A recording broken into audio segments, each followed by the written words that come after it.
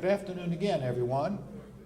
I want to go ahead and start our program. I hate to break up everybody's visiting, and I know everybody's having a good time doing that, but want to be sure we get all of this very interesting talk. You may have seen George Baker, and if you have, it's because he's quite frequently seen on the op-ed pages around Veterans Day and other military holidays writing op-ed columns. Does a very good job of that. That's why he's a familiar face. You may not be as familiar with his biography, which is quite impressive, and I'll give you just brief snippets of it. He wanted me just to say he served in the Marine Corps, and he was at Camp David, and here's our speaker. But now that I've got the mic and he can't do anything about it, I'm going to tell you a little bit more. George served in the Marine Corps from 1955 to 1976, rising to the rank of Lieutenant Colonel. While in the Marines, he commanded units both in peacetime and during 2 tours of combat in Vietnam. He received the Purple Heart and several awards for valor. He was on the military staff of President Lyndon Johnson and was executive officer at the presidential retreat in Camp David, and that's what he will talk to us about today. I think from reading his resume, we're going to start another lecture series. It's going to be the collegiate lecture series, and I'm thinking, having read the resume, we're going to have this a lecture monthly, and I think he's going to take the first 12 months because I'm going to read you about 1% of his collegiate resume, tell you about his career post-Marine Corps. It includes professor at the North Carolina State University for 10 years. It includes director of the College Planning System, a private consulting organization, professor at the University of Texas in Austin, professor at Furman, the University of Rhode Island, Sol Regina College, the University of Virginia, serving at Greenville Technical College, the Marine Corps Educational Center, the Naval War College, and I'm skipping a lot in the interest of time.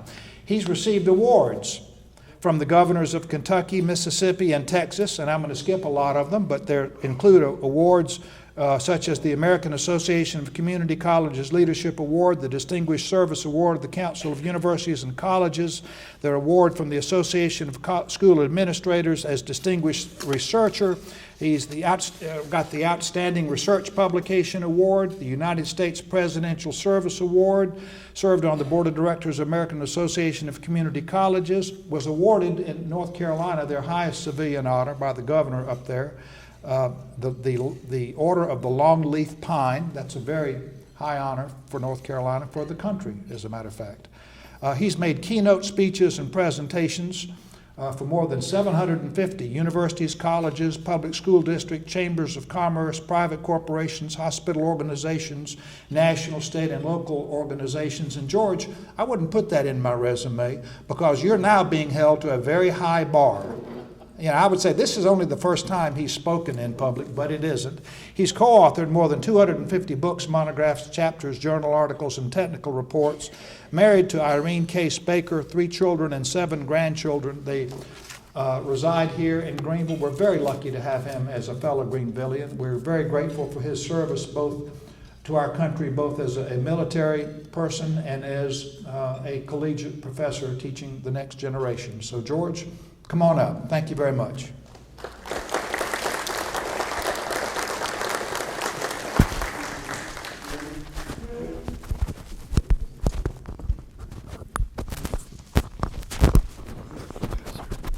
You said I only got about 6 feet here? Yeah, I think okay. You got this much right there. Yeah, you can move that around.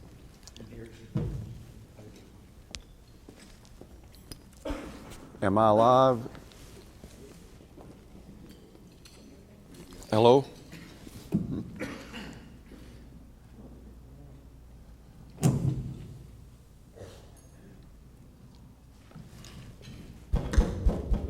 I think this one's hot. Well, after that introduction, I think it's just best for me to sit down and not make any more mistakes. But I am pleased to be here today, and I'm very pleased to have a table full of my colleagues and my friends. Jerry Dunn, the commanding officer of Camp David, lived here many years, was an engineering firm, president of a firm here, met his wife, and moved to Chapel Hill area, to the Pinehurst area, and agreed to come back today to be with us so he could straighten me out if I got in trouble. Jay Gaskin is a good friend, and his wife, and we live in the community together, and he helped me put this presentation together. Mac Whitley is another friend of mine, and I am a member of Mac Whitley's book club. So every time he finishes a book that he buys, and he's got several hundred of them, he gives it to me to read so we can talk about it. Art McMaster is a really good friend and helped me to edit this 700-page memoir that I've written back here about not only my years at Camp David, but also the rest of my life.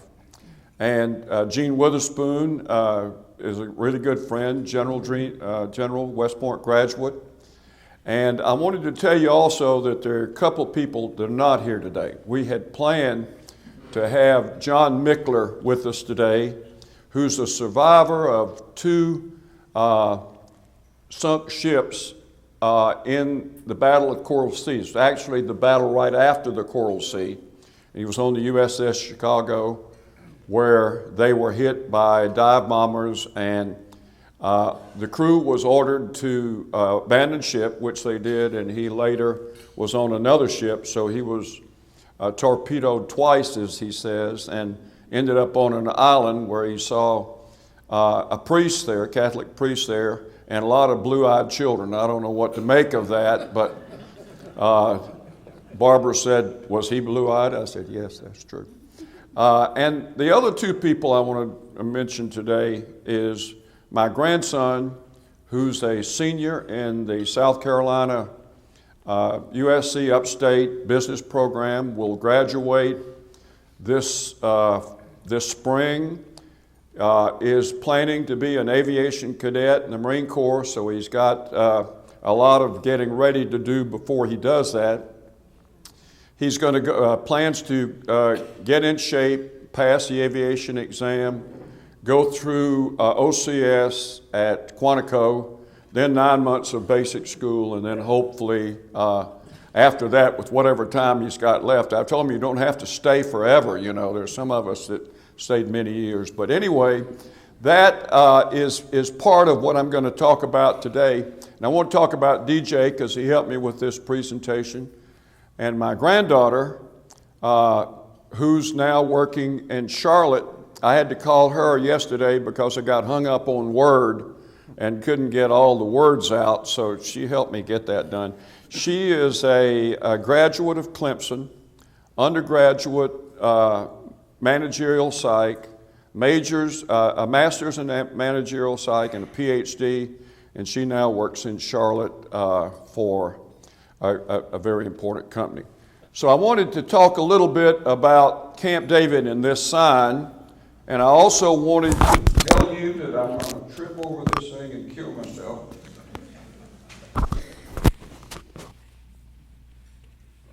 This book, Inside Camp David, is written by Michael Giorgione, whose father was a member at the Pebble Creek Country Club, and we were talking one day, and he said, "Well, my son's at Camp David." And I said, "Oh, you know, I was there." And so his son came in, Michael came in and interviewed me and got a copy of my book that's over here, my memoir. And I have read this very carefully, and I know Jerry's read it as well. But he's a good researcher and a good writer. And apparently after the third president, which was, of course, Franklin Delano Roosevelt, and then Truman, we started to get a record of how many times the president, and I'll call him today POTUS, which is the President of the United States, will save a lot of words, and also FLOTUS, which is the First Ladies of the United States. So they all worked as teams coming to Camp David. But he's done a great job, and I think if you might enjoy this, because I'm just going to breeze over a lot of the history that's in this book, and Jerry will tell you that there was some early history that Michael probably needs to improve on his revision of this book. I'm going to focus my talk today on Lyndon Johnson. He was the president when I was at Camp David, and Jerry was the commanding officer for President. He got double duty. He got President Johnson and then President Nixon. And when he got President Nixon, he got the two Doberman pinchers. I apologize, but you got to wear this thing. I feel like a doctor telling you to take your Thank medicine. you. I know this man's father, President Furman. I worked for him for a while. So anyway, what was I saying? The two daughters. Yeah, Nixon's two Doberman pinched Haldeman and Ehrlichman. He had to put up with them, and he made a major mistake. After Lyndon Johnson decided not to run anymore, we had a blank time at Camp David. This was while I was in Vietnam. I hadn't gotten there yet. And Jerry says to Haldeman, or somebody, well, we don't want the crew here all ready to go. Maybe you could send somebody else up. And I think Sid Adkins, my friend who followed me at Camp David and died a couple of weeks ago, primarily from Agent Orange, cancer of the throat and blood cancer for a couple of years. So they had great times in working with President Nixon and this type of thing. So if I can find my thing to move ahead, I wanted to say that this book, Path to Power, is Lyndon Johnson's biographer, and Robert Cairo is the biographer, and he's written 3 books. The Path to Power, the second one was Means of Ascent, and the third one was Master of the Senate. So he's now working on the one as President of the United States. So I'm going to put that down here by Mac. And the idea at Camp David was, it was started back in 1942 when the OSS wanted some place to put the President of the United States in case the Japanese bombed in response to Jimmy Doolittle's flights, and when the President was on his yacht, in those days it was the Williamsburg, that the President could also be torpedoed by a Japanese or German submarine. So the OSS and other individuals did a map and came up with some criteria. They wanted it within 60 miles of Washington. They wanted some place that they could get into without making a lot of fuss in terms of the contracting. And some of those criteria were that they looked in the Catoctin Mountains in western Maryland, and they decided there were some CCC camps there that the Civilian Corps had put there to reforestate the mountains after they were clear-cut in the Revolutionary War to make cannonballs for George Washington. So that met a criteria that they could come into a state park and a federal park and close it down for a period of time so that they could do the construction at Camp David. But even after that, they said one of the times that David Eisenhower brought his wife up there to try to find Camp David, and they couldn't find it because it's pretty well hidden. And the best you could probably do is come up the road to the gate and get turned around by the sentry. But in fact, I think Jackie Kennedy told one of the camp commander's wives, said, "This place is really spooky. And, I don't know about all these woods and all these kinds of things." And the camp commander's wife said, "It's spooky because all the people that are here to help you are hidden and they're out of the way so that you don't have to put up with it." Well, that worked pretty much for the model at Camp David until Michelle Obama came, and she was a hugger. So she would go around the perimeter walking and this type of thing, and the Marines were supposed to come down from wherever they were so that she could hug him. So that was interfered with security a great deal. But what Jerry and I learned is you do pretty much what the president asks you to do. And if it comes to protocol and this type of thing, many times the wife will handle the protocol. And sometimes the protocol officer will tell you, for example, when Begin and Sadat were up there, they had to be equidistant. One was a president and one wasn't. So they had to be put in cabins according to that kind of thing. And we had to, in the mess hall, as it stated, we had to cook both kosher food and food that was eaten otherwise. So, but anyway, that's sort of one of the early pictures of Camp David. And let's see. Man, I'll tell you.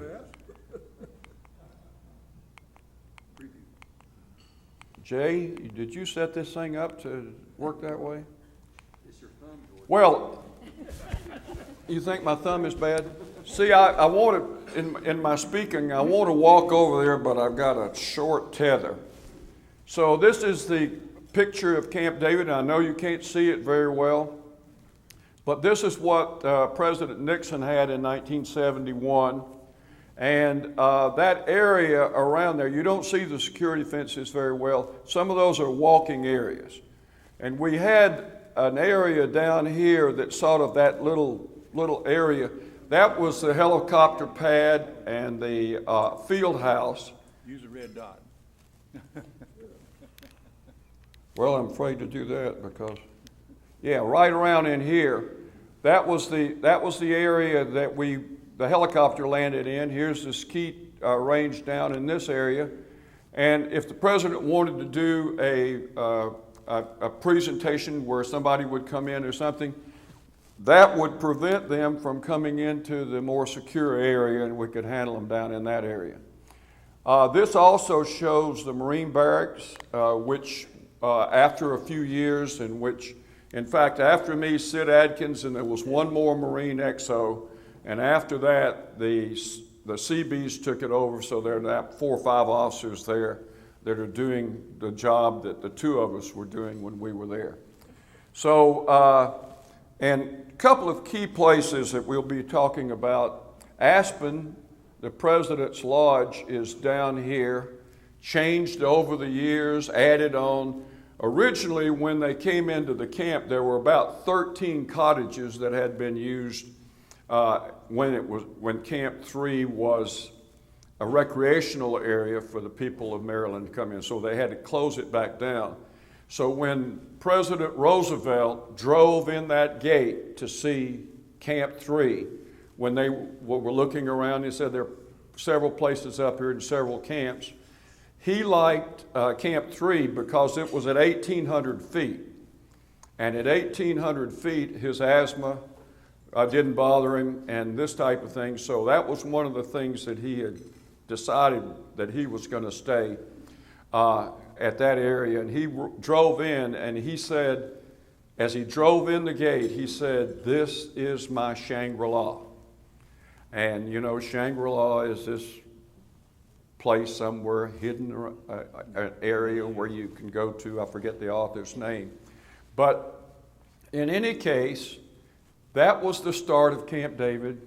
But you can see now in 1971, it's been improved. And all of these black dots around here, many of these black dots around here are cabins. And it looks like the dogwood and birch were the 2 cabins closer to Aspen. And it was the place where the protocol would say that the ranking officer, I remember one time came up and the Secretary of State, Dean Rusk, stayed in Dogwood. And I'll tell you that story in a little bit.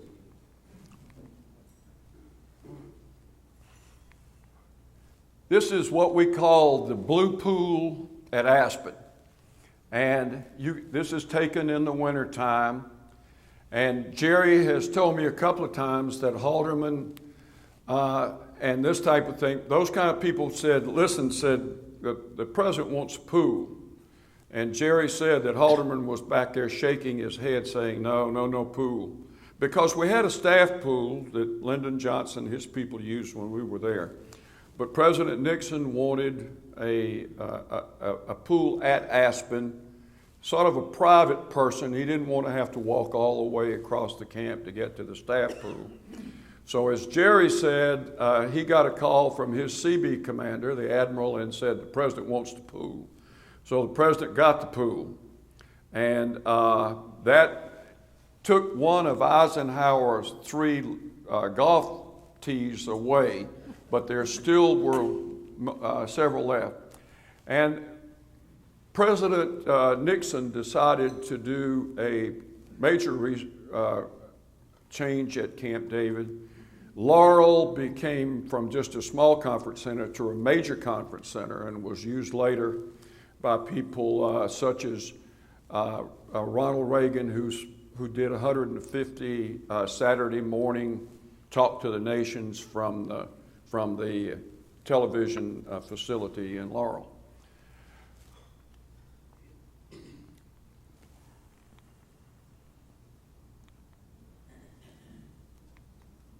This is where I lived. This is Foxville Gardens, and this is about 1.5 miles down the hill from Camp David.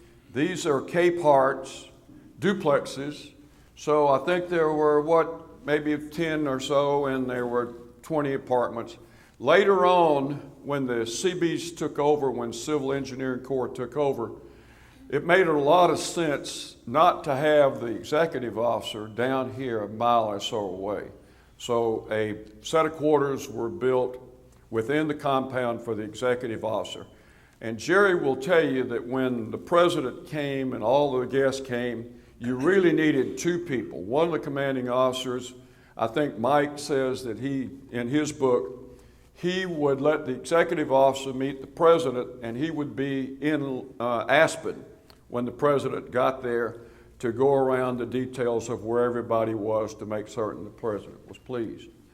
But these may have been expanded. I don't know. Jerry might know, and we'll find out. But it's the same process today. Now, I've named this thing, the presentation, the Knights of Camp David, because a knight is a non-hereditary title conferred by a sovereign, honored, and with the British Empire, it's honored with Sir in front of your name. So I just wanted to tell you that Jerry and I and everybody that was there served a hell of a lot. We served everybody because everybody deserved to be treated well. And this is served as the place that the president has gone from Roosevelt to Donald Trump. And their ladies from 1942 to the present day. Understand that President Trump has gone up there 2-3 times, one time to inspect Camp David and probably made his declaration that it's not as nice as Mar-a-Lago, and the other time to have a couple of staff meetings. So Jerry will tell you that it's sort of sad to have your crew up there all trained and ready to go, and the Marines are going to do what they're going to do whether the president's there or not. But it sort of gets morale up if you're able to take care of the president, and is the chef or the valet or somebody just to fix up the gardens, and then the president says, I don't think I want to come to this place. There's a big morale. In fact, during 9/11, and this is in Mike's book, the Marines, except for the ones on duty, got their combat area and came down and told George W. Bush, we're ready, we want to go where the fighting's going to be. We want to get the heck out of here. So, and this is Aspen. This is Aspen as it looks now. Mike Giorgione writes in his book that right up here above where this sign is, there's a fish pond, and around the fish pond there's an old log, piece of hardwood seat that goes all the way back to the original days. And Mike Giorgione said he sat in it one day just to relax a couple of minutes, and the end fell off the log, So the Seabees had to overnight go find a piece of log, maybe a dead hardwood tree, bring it in to the wood shop, cut it down, put it there so it would look just like it looked. The other real challenge and exciting point was that one of the children of the president or grandchildren came out in the fish pond and found all the goldfish dead. And so they had to do some science, Jay, to find out what the mixture was of the water. I think the temperature dropped too quick for the fish to live. So think of that then as another way you got to all of a sudden go find out where you're going to find some fish and make it look exactly like it looked. Another story is that President Roosevelt liked to bring his poker group, and I think it was originally the Holly Cabin that was changed to Aspen. And but in the old days, there were 2 or 3 things about the president's house that you had to take a deal with. He was scared of fire and had been scared of fire as a child. So out of his bedroom, they had to have a chute where he could, in case of fire, go down that chute, and I guess his wheelchair would fall in the leaves and somebody could go get it out. So it was a very interesting kind of thing. And also you had a poker table, and they had rigged an old wagon wheel up there with the lights over the poker table.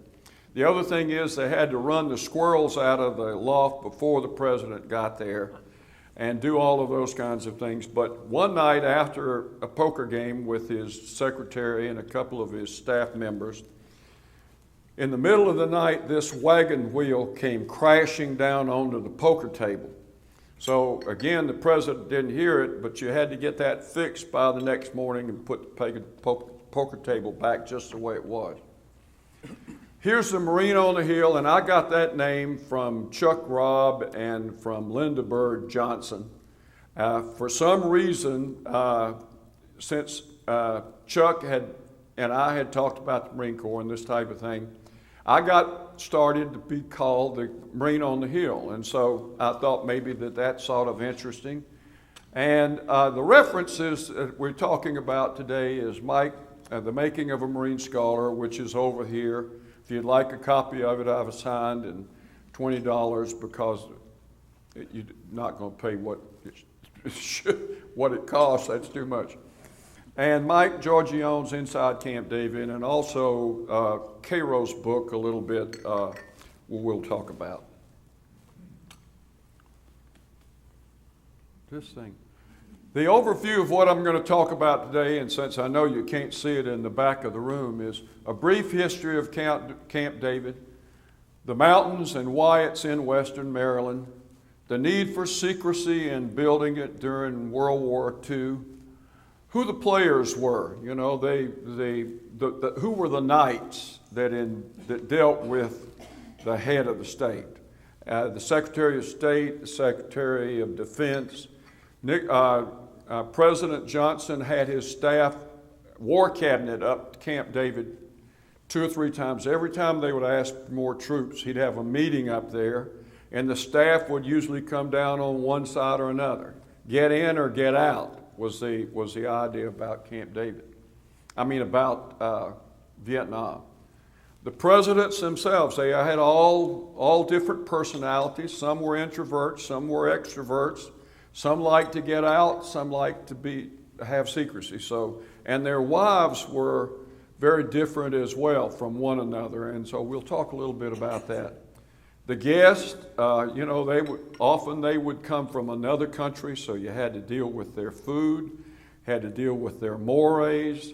I read in Giorgione's book that when the Sadat and Begin were there, they had in one of the cabins a big smoker pot for smoking tobacco or what have you, and so the whole place had to be aired out and repainted after they had left.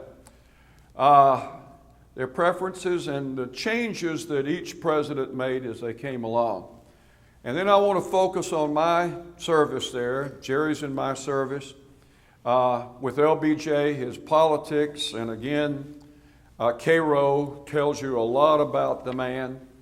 Lady Bird and her influence on the president, and the spouses, historical events that occurred while they were there, or sometimes often why they came there. And my role as executive officer behind Jerry was that when my orders were cut for me to come to Camp David, I was in Vietnam, toward the end of Vietnam. I had been with the Navy before. I started a barracks down in Charleston for the Naval Weapons Station early in my career. Later, I went to sea for 2 years as a combat cargo officer on the USS Rockbridge. And I thought when I got those orders, when it said Naval Support Annex, Thurmont, Maryland, I said, my God, what have I done? They're going to send me back to the woods again. And so when I got to Okinawa, somebody looked at those orders, he said, man, this sounds like Camp David. This sounds like the president thing. So I got warmed up. I didn't think really what I was getting into, but I was.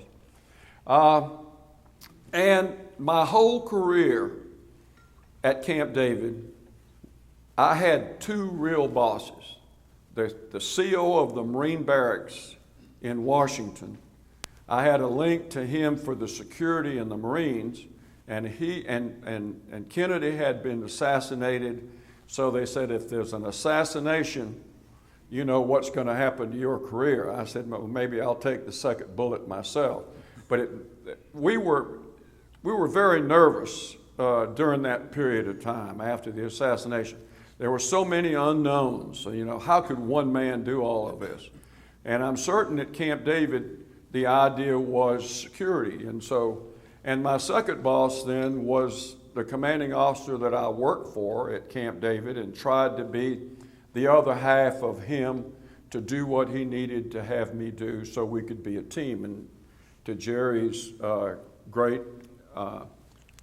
attitude and value, that's the way we did it. And the same way I did it before Jerry got there with John Paul Jones Jr., who was our first commanding officer. So the Marine Corps and White House matters, the chain of command.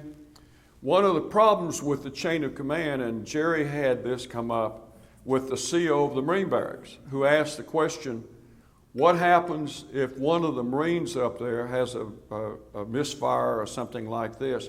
What's the chain of command for punishment? And of course, we had to say, you know, of course we would refer a Marine to the barracks for whatever had to be done, and a Navy man to the commanding officer, but that didn't work.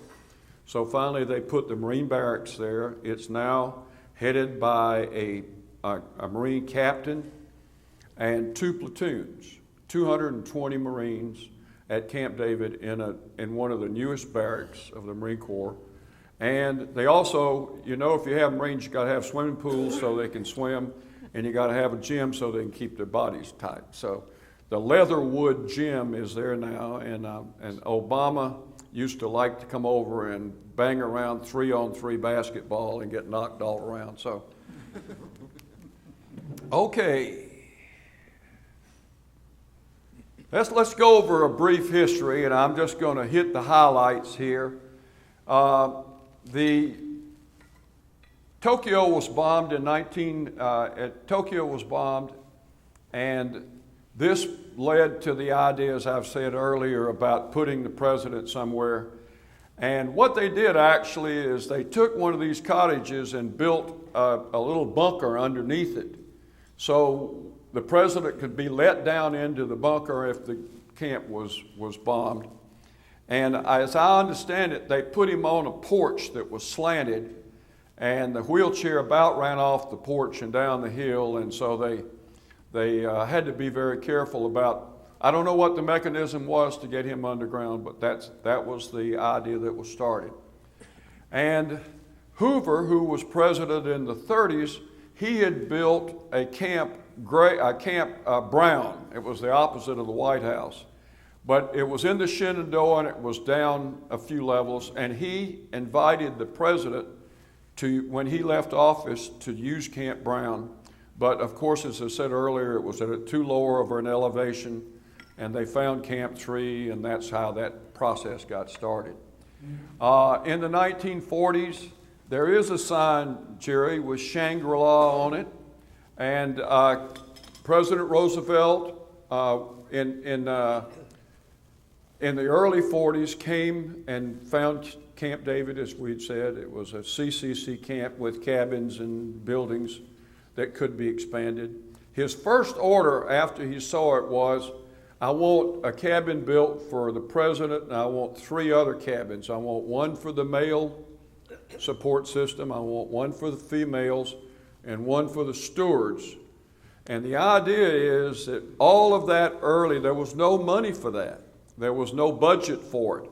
And so what they would do would take the crew off the Williamsburg and bring them up to Camp David, get some security from the Marine Barracks in Washington, and those 2 teams plus the stewards would take care of the president. He wouldn't have to say to his opponents that we're spending a lot of money up there. So all the presidents wanted to make certain that they weren't accountable to look like they were spending a lot.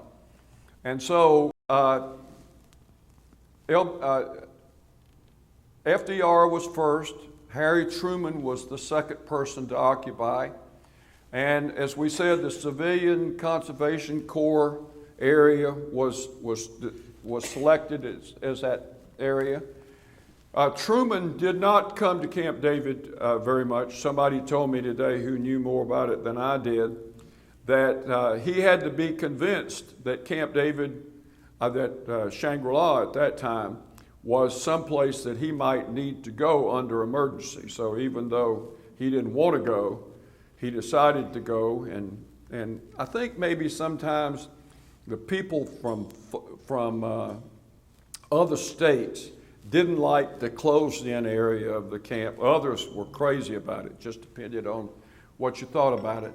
And so then in the 50s, Camp David becomes a permanent military installation under the responsibility of the Navy. It became sort of like a Navy ship. USS Shangri-La is what it was called.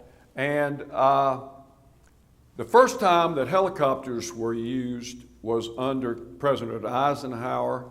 So that changed the driving time of 2 hours or so to Camp David down to about 30 minutes or 45 minutes by helicopter. That changed a lot. Eisenhower put in his famous 3 T's and the green down below on the east side of the camp. You had a little driving range. We'll get to that a little bit later. Here's David Eisenhower acting like he's holding up the sign Camp David when he visited while he was Eisenhower's grandson, and you know he later married Nixon's daughter, is that right? Julie, yeah.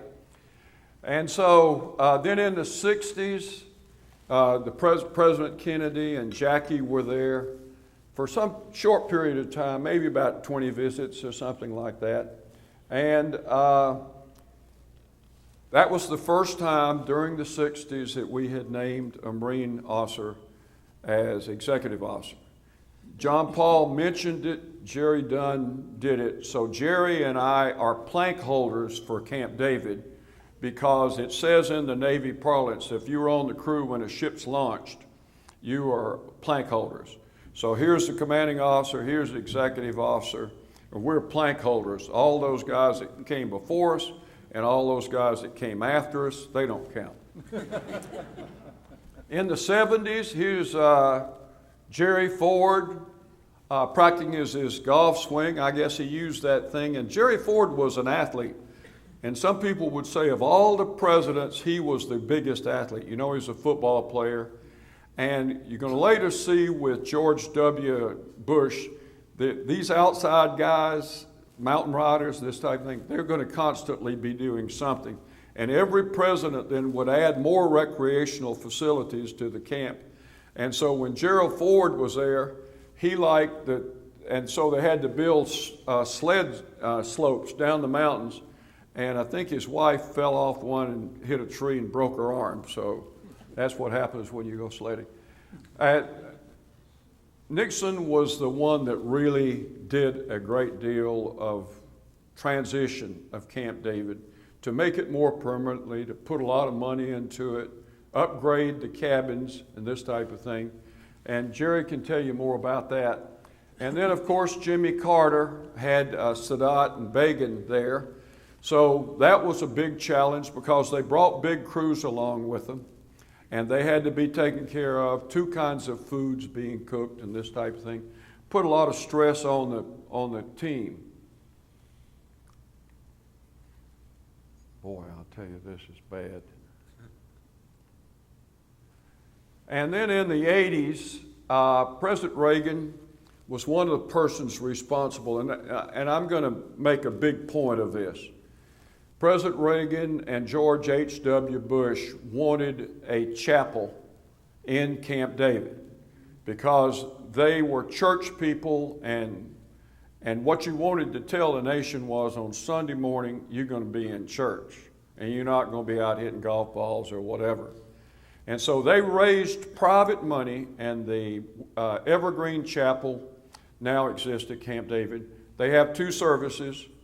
George H.W. Bush, the pilot, said everybody on Sunday morning comes to church. So except for the Marines on duty and the people that were cooking, they were in. And I think that did a lot to help to see the president and his staff look at the people who were supporting with them. And I understand that Bill Clinton sang in the choir and had a great voice. It's one of the things he did well. And one of the things he did well. And anyway, so then you have George Bush, who was one of the more active people, and Bill Clinton. And then in the 2000s, the chapel was used a lot, and on Sunday morning, if your guest was one denomination or another, you might have Catholic service, Protestant service. Sometimes the president attended both of them. So also, we get down to President Obama, and for the first time at Camp David, we have a woman camp commander. Her name was Halsey. And I hope and I pray that she comes from the great line of Admiral Halsey, but I'm sure she did. She and President Obama had a lot of fun kidding one another. And she had 4 children and a spouse that she had at Camp David. And Jerry will tell you it's tough on your children to be there. And that chapel thing, it would give the president a chance to see the next generation. And so I think the chapel thing was a great thing that occurred, not only for religious sustenance when you needed it, but also fellowship and closing that line between the top and the people who worked for them. Now, going back to FDR's Shangri-La and starting from the beginning, on the left over here is one of the cottages that was one of the originals found there. And what they had to do over time was to redo those cottages and rebuild them. And I understand on the right is an early version of Aspen, and they kept adding to it. So at one time it had 3 bedrooms and a kitchen and a pantry and a large sitting room and pantry and these kinds of things, but it keeps being added to and improved depending on the president.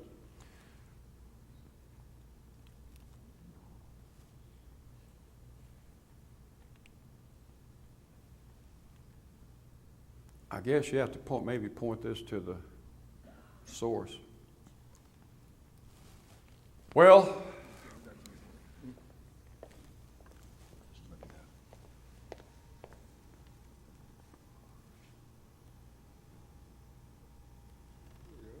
okay, so we're going to talk a little bit about my service to LBJ.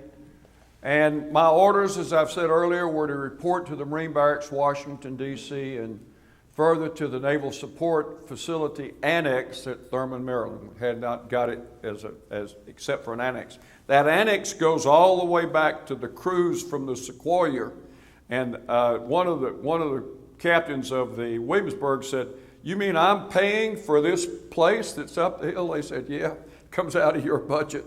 And so Jerry was the one that made it formal and made it a budget and got it into a regular organization. But I had a little problem. When I was a young whippersnapper in Sumter, South Carolina, and not in school that spring, what you wanted to do was get down to Ocean Drive and get a job as a lifeguard before everybody else got down there. So I have this guy that comes through Sumter, and we're going to go down to the beach. So we hitch a ride to Florence, South Carolina. And when we're in Florence, we go into a dime store. I'm certain some of the people here remember a dime store. And we're walking around different areas. I'm looking for something cheap to buy. So we walk out of the dime store, and the police arrest us. So we get fingerprinted, and the FBI sends our data in. And later they said, "Well, the guy that you were with asked the woman for money." He said, "No, I didn't. I asked her for a little lunch money. I didn't ask to take it out of the drawer." So they let us go. And so the other thing is that my mother became mentally ill and killed my father on Christmas Eve, 1949. So I had already been cleared at the Naval Weapons Station in Charleston for top secret. And I also had been cleared for top secret in terms of handling certain kinds of munitions as a commander. And I had gone over to the Med 3 times, twice on board ship, and then once as a battery commander. So I had the clearance. But I did not have the clearance for Yankee White, which is the White House clearance. And so the commanding officer at the commanding officer at Marine Barracks, the colonel, a great guy, said to me, "Have you ever been arrested?" So I stopped and thought for a second, and I said, "The next words out of my mouth are going to determine whether or not I get this job." So I said, "Yes, sir." And I told him that story. And he said, "That's fine." And he said, "The only thing we're worried about is that your mother should not be able to come to see you she can come see you in housing, but she can't come see you on the base." So that was no problem, because she was interned in Columbia at that particular time. But that tells you an interesting story about how careful these clearances are. And above those, I was the keeper of the President's Daily Brief, a Navy Corpsman and I. And so that gave you another compartmental improvement over that. So the president at Camp David. The president was at Camp David, and the gong went off. He had to have his information that he might need it. So I was reading these things. I was figuring I might ask to be briefed, and I never was. So all the presidents talked about when I was there was more troops for Vietnam. And the Hawks and the Doves on his staff were about half divided. And he finally got to the point that he got rid of McNamara and the Hawks and said, let's put a cap on this someplace. So I was in Vietnam. I was just doing my thing, and that's when I got these orders.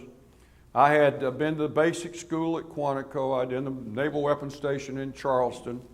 I'd been on the Rock Bridge. I'd been at the 2nd Marine Division twice at Camp Lejeune, and at 3rd Marine Division, 3rd Battalion, 12th Marines in combat, and we landed in Da Nang in the spring of 1965.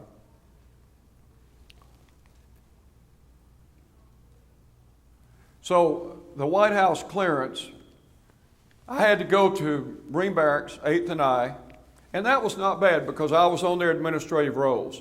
That's the oldest barracks in the Marine Corps. It is the barracks from which the Marines attacked the British there. The British were attacking and saved the barracks in the Revolutionary War. But it's the oldest mess, and I became a member of the White House of the Marine Barracks mess. And whenever I was down there, I had a chance to go in from time to time. And Colonel Carney is here pinning a medal on me for service in Vietnam.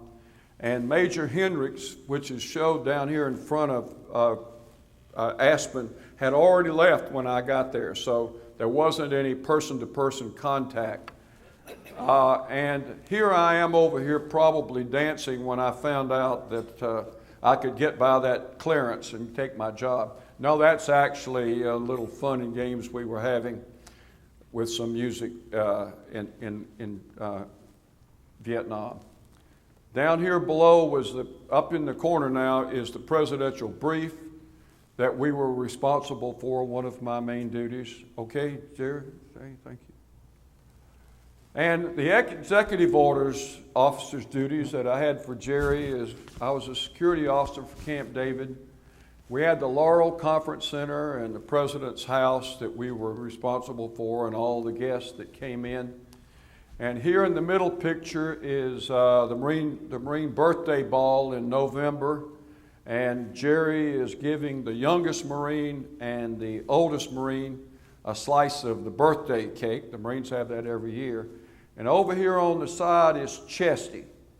And Chesty, every time the female dogs around the compound at 8th and I, it'd be a certain time, Chesty would get riled up and go running over to the pens. And so every time he did, he'd get a court-martial and he'd get busted. So he came to Camp David as a corporal, and while he was there, we made him a sergeant again, but I guess Chesty, besides being pulled on the chain at the Marine Corps parade, he gets things done. A couple of things about Prime Minister Holt's visit. This picture over here on the right is the patio of Camp David. And this is a second picture from down on the first tee back to Aspen there. And one of the stories about that particular time was that we had seen the president a couple of times previous to Prime Minister Holt's visit. And he had come to Camp David, and he was a terror. One of the things is I'm standing down on the patio one night. The president comes out on the patio and he says to the Secret Service guy, "Who's in that cabin up there?" And the guy said, Secretary Rush, Mr. President. He said, "Will you go tell him to turn that damn light off?" He said, "Do you know he's wasting electricity, we trying to save and all this kind of stuff, and you got the porch light on." I go up, knock on the door. "Mr. Secretary, would you mind if I turn your porch light off?" Pretty sharp thing to do, right? So I turn the porch light off. He comes out. He's a real gentleman from Georgia. And he's standing there, and we're talking back and forth, and his eyes are adjusted, and he sees the president down there on the patio. He said he sent you up here, didn't he? I said, "Yes, sir." He said, "Here we are, and the world's in trouble. We got troops all over Vietnam. We don't know what's going on," and he's worrying about a camp light. George W. Bush, as you know, was out of pocket for 9/11. And Cheney came to Camp David and set up the government while the president was out of pocket. The president got there that night, and he's all riled up about everything, and he wants the lights turned off, the standing lights. He said, "We've become a great target," because they didn't know whether more airplanes were coming or not. And George Jones says that they couldn't find if the standing lights went out, a whole bunch of other stuff went out. So they had to go dig up the cable and cut the cord for each one of those because Bush. And down below here, these are some of the finest sailors in the world. One of the reasons the young men were good because Jerry would have me, and John Paul as well, would have me go up to Great Lakes, and I was in a master's degree at that time in Shippensburg, and I knew all about these instruments, and I'd give them an instrument, find out what their personality was, and find out if they were, love to cut themselves or any of this type of stuff.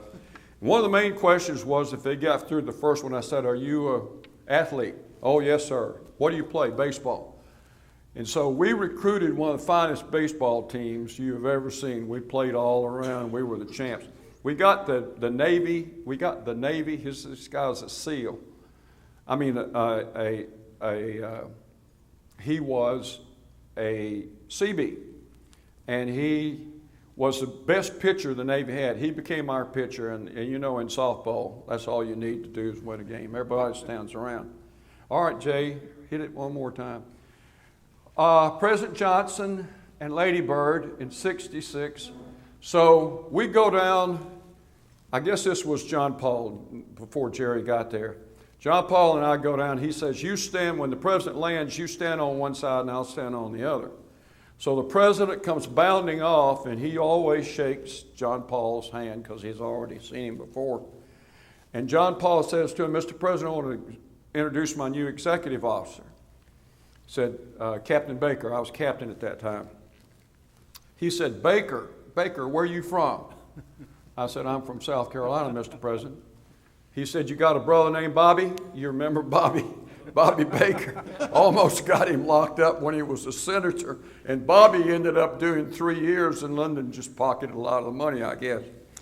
But I said, yes, sir, Mr. President, I have a brother named Bobby, but it's not the one you're talking about. So every time after that, he would see me, he'd say, how's your brother? You know, so that was a good story about that.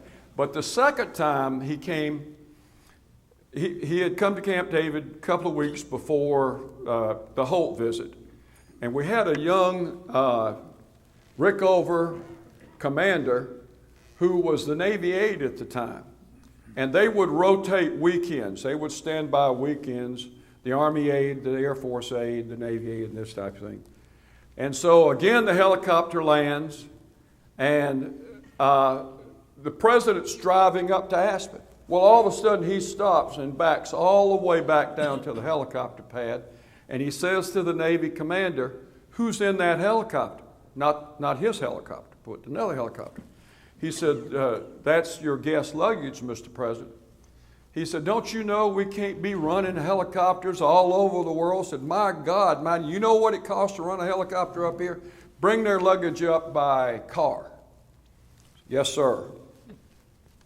2 or 3 weeks later, Prime Minister Holt's coming up. So it's hot that day. If it gets hot in the lower 90s at 2,000 feet, you know it's bad, especially if you're not living in that. And so it was really hot. And so the president got off the helicopter and he said to Prime Minister Holt, my God, Harold, said, it's burning up, so let's go swimming. He said, yes, sir. And Harold Holt was a great swimmer, and we'll tell you a little bit about him in a couple of minutes. So he looks over to the same naval aide who was on duty about a month before, and he says, where's the Prime Minister's luggage? Can my audience guess where the Prime Minister's luggage was? He said, my God, man, don't you know what I say is not what I mean? So that's one of the stories there about those days. And one of the people characterized our role as the Namakis sword. Back in the 6th century, they had a guy who'd cut everybody's head off with his sword if he didn't like it. And he said that's sort of the way it was at Camp David. That sword was over your head at all time. And you had prepared as well as you could. After Jerry and I left, there was an SOP for finding a snake in a path.